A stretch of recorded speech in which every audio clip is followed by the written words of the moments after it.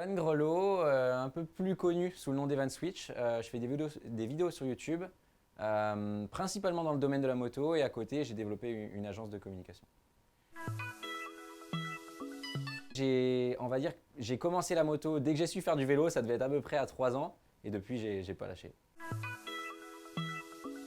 J'ai commencé, j'étais, je crois, encore au collège en 5e ou 6e, donc ça remonte il y a vraiment longtemps. J'ai toujours du coup fait cette adaptation entre cours et vidéo. Souvent, c'est cours la journée et vidéo le soir et le week-end. On essaye de s'organiser comme ça.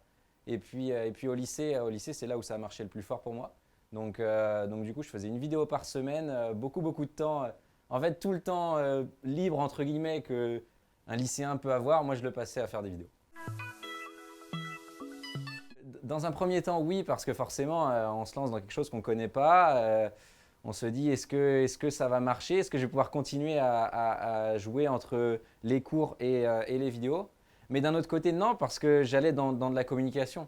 Donc quelque part, je le voyais plutôt comme quelque chose de bénéfique et l'idée de développer ce que je faisais déjà avec des savoirs que j'apprendrais pendant 2 ans.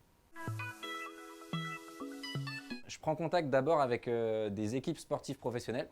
Il y a certains contacts qui se sont faits par rapport à ma chaîne YouTube, le fait qu'ils me connaissaient. Via ce contact, j'arrive à récupérer des places presse parce que en plus d'un média, il faut souvent l'appui de professionnels pour pouvoir avoir ces accès, surtout au Supercross de Paris qui est un des plus gros événements d'Europe au niveau du motocross. Et donc une fois entré, effectivement, on se retrouve souvent tous en groupe, on se connaît, hein, tout le monde de la presse. Et puis après, c'est le coup de faire la vidéo et tout ce qui s'ensuit derrière au niveau du travail qui en découle. Il y a deux types de vidéos. Il y a les premières avec un peu plus fun, avec des amis où on va juste aller sur un terrain s'amuser. Ça, c'est le côté cool. C'est très sympa forcément. Et puis le côté, on va dire, vraiment le but ultime, c'est d'aller filmer des pilotes professionnels, d'aller sur le terrain. Parce que forcément, il y a cette petite part de stress du fait d'aller dans le milieu professionnel, parce qu'on n'a pas forcément le droit à l'erreur. Mais en même temps, c'est toujours des expériences uniques. Que ce soit j'ai un peu voyagé, que ce soit en Espagne, en Angleterre, forcément c'est tout de suite vachement plus cool. Et puis de rencontrer des gens, c'est également quelque chose que j'aime beaucoup. Après le DUT, on va encore faire une année de licence, plus particulièrement en communication digitale. Et après, il y a des chances que entre l'agence de com dont je parlais au début, US Création, et cette chaîne YouTube, on jongle entre les deux et qu'on essaye de faire quelque chose. Ouais.